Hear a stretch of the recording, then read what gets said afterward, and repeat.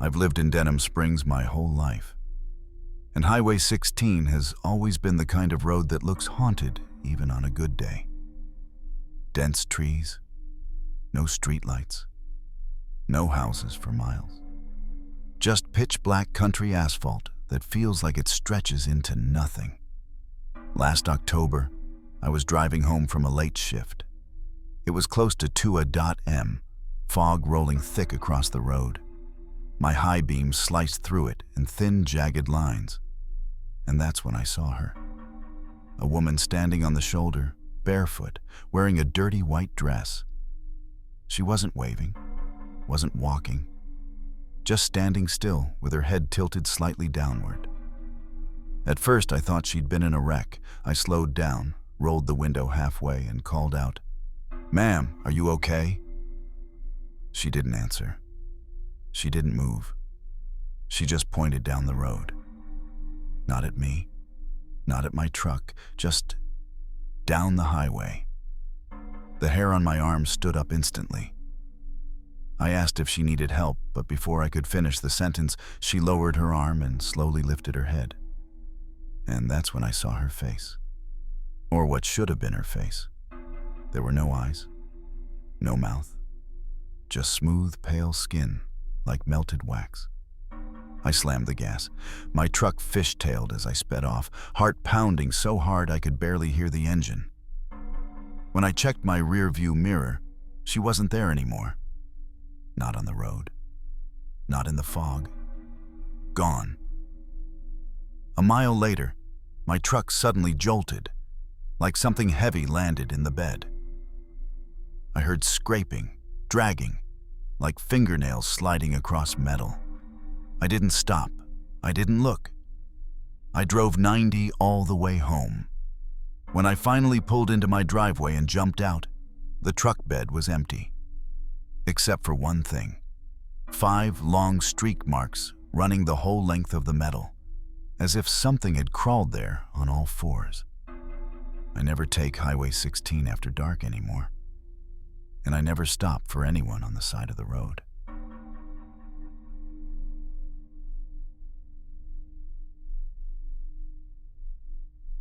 In 2019, I took a seasonal job doing landscaping around St. Francisville. One of our regular stops was a massive property with an ancient oak tree that the family called the Witness. It supposedly survived storms, fires, even a Civil War skirmish. The thing looked like it was grown out of nightmares. Huge, twisted branches, bark so dark it almost looked burned. The owner always said, "Don't work under that tree alone." I thought he was just superstitious. One morning, I showed up early to finish trimming before the sun got too hot. I put on my headphones, cranked up my trimmer, and got to work under that tree. That's when I felt someone tap my shoulder. I turned around. No one was there, just the massive oak towering above me. I shrugged it off as sweat or bugs and kept trimming.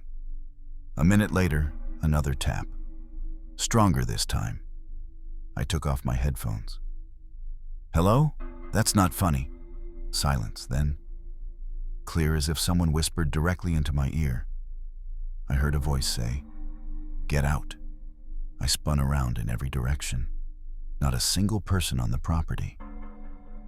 I started backing away from the tree slowly. My heart was pounding because the voice didn't sound human. It was layered, like 2 or 3 voices overlapping, speaking at the same time.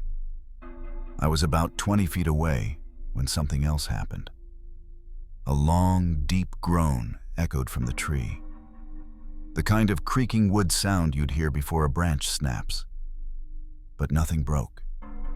Instead, the branches started shifting. Not from wind. There wasn't any.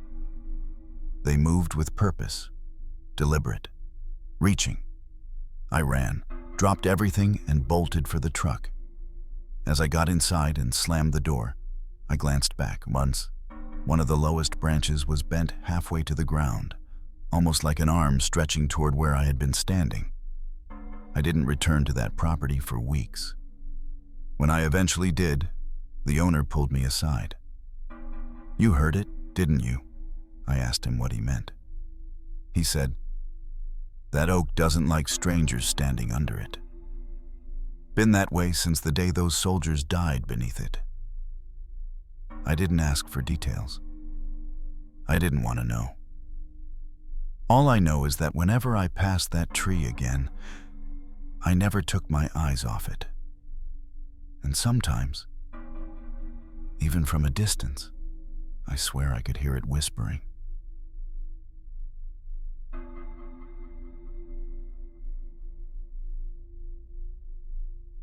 A few years ago, my cousin invited me to stay with him at a small fishing cabin near Indian Creek. It was supposed to be a relaxing weekend, fishing, grilling, drinking. The cabin was old, but cozy. The kind of place built generations ago and barely updated. The first night, I woke up at around 3:12 a.m. Not because of a noise, but because everything was silent. No frogs, no cicadas, no wind. Just total choking silence. Then I heard it. Footsteps walking slowly across the wooden porch. Heavy, dragging footsteps. Something big. I nudged my cousin. "Someone's outside." He sat up, listening. The footsteps stopped. Then the porch board started creaking again, this time closer to the door. My cousin grabbed his rifle. We crept toward the window. He pulled the curtain just enough to peek outside, and immediately jumped back. "What did you see?" I whispered. But before he could answer, something scraped across the door.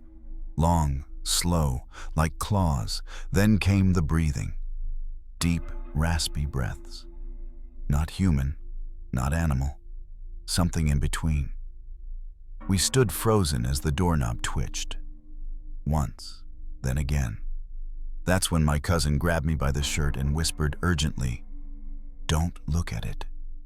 Before I could ask why, the thing outside let out a sound I'll never forget. It wasn't a growl or a scream or anything familiar. It sounded like a person trying to speak with lungs full of water. Gurgling, strained, wet. My cousin pulled me toward the bedroom and locked the door. We sat on the floor in the dark, listening as the thing circled the cabin, dragging its claws along the wooden walls. Every few seconds, it stopped, like it was listening for us. Eventually, just before sunrise, it left. We packed up and drove out the moment the sky turned blue. My cousin didn't say a word the entire ride home. A week later, he told me what he saw through the curtain. He said it was tall enough to block out the porch light, its shoulders were hunched, its arms too long for its body, and its skin was grayish, like something that had been underwater for too long. But that wasn't the part that scared him the most. He said the thing had no face, just smooth, wet skin.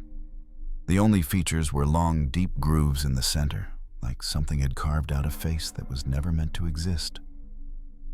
I never went back to that cabin.